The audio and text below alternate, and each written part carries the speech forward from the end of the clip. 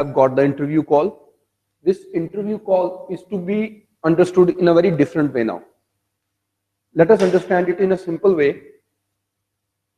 See, UPSC knows you through two things. One is your DAF, which you have provided, and second is your personality that you show on that particular day. Right? Now, when I talk about personality, it has three things. One is the way you enter the room on that day when you enter for your interview. Second is the way you sit. In between these two, the way you greet them.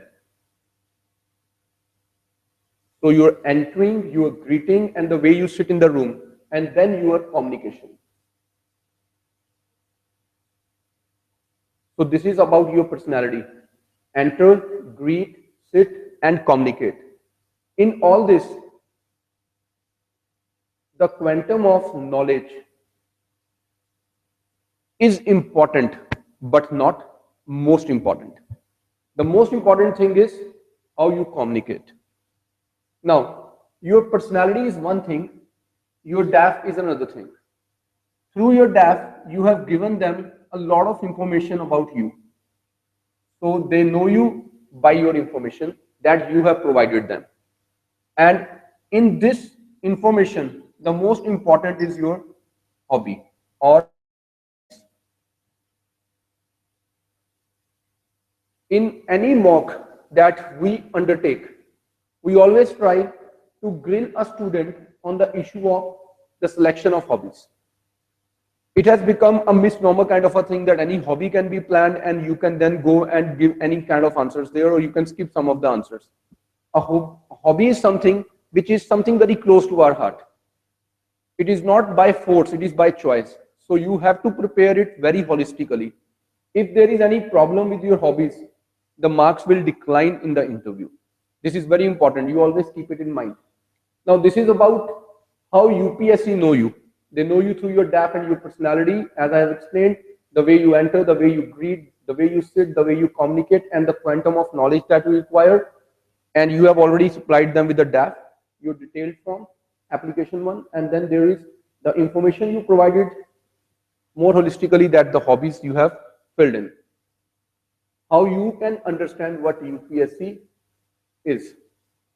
For this, let me share two basic ideas with you. These two basic ideas are very simple.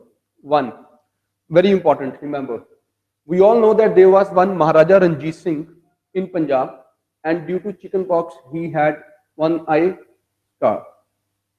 Punjabi ch unko Kana Raja, right?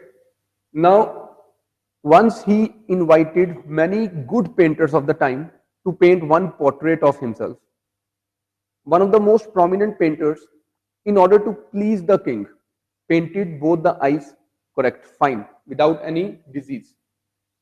Another very good painter showed as king is, no malign, nothing, everything as it is on the canvas now. Another painter, he very diplomatically painted the king on one side, showing only one side. The starry eye was put in the background, which was not visible to anyone. Now the one who showed everything fine, that as if the eyes, both eyes are correct, he was not rewarded. The one who showed the starry eye was not rewarded. So who was rewarded? Who was diplomatic enough. That means we want to know that you are one who is not afraid of truth. You are true. That is very important. But at the same time, you are to be diplomatic. True and diplomatic. These two things are very important. Be true, be diplomatic. Your answer should not offend anyone, the feelings, the emotions, the beliefs, the philosophies, the ideologies. But at the same time, you must be true to what you feel.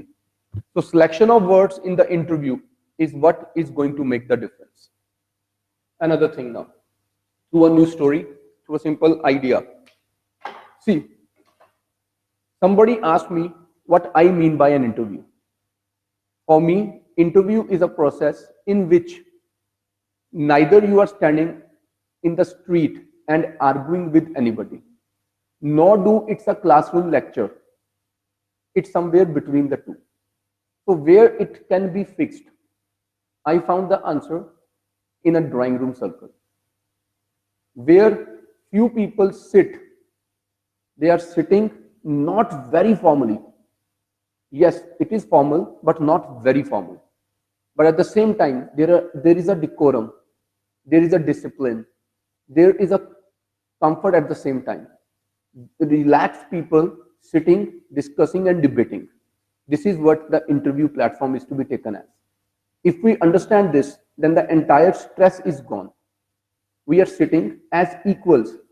We are not sitting there as inferior and superior. See, once you have qualified your mains, you are a knowledgeable person. Now you're sitting there amongst the knowledgeable people as a knowledgeable person. So be at ease, calm, relaxed, and then you listen to their question. As an intelligent person, see, when you wrote your mains, you read the question, you understand the directive at the end of the question, you planned it, and you wrote the answer. Because you were well prepared, and at the same time, you were an analytical person at the time of writing your mains, you have got this call for your interview. Now that trend has to continue. When you listen to any question in the interview, don't respond immediately. Take a break of few seconds. Think that what you have to say. Say it in minimum words so that your words should not create or generate a new question where they can trap you. Easy way of handling things is to speak less, unless they intend to ask more on a specific topic. Let's take a small example for that case. If someone is asked a question that in case you were posted as DC, SDM, SP or SSP in a district where there would have been some kind of communal riots or something like reservation riots that we have witnessed in the recent past in Haryana, instead of saying I will take recourse to application of section 144 or I may impose curfew, see, we have to understand bureaucrats do have some limitations. They cannot take every decision at their own. So instead of figuring out the things in front of them, the smallest, simplest, and a concrete answer can be, in case of any kind of riots or whatsoever it be, the simple answer is, I will take necessary, immediate action. So that's very precise. Necessary, immediate action, as per the rule books. So that makes the complete sense. You will take necessary action immediately, but as per the rule books. You're not going to take law into your hands. So that's a being responsible bureaucrat, right? So now what we intend to do with our people here is, we want students who are getting associated with us, this course will be entirely complimentary. We are not going to charge anything for this course. This is one thing.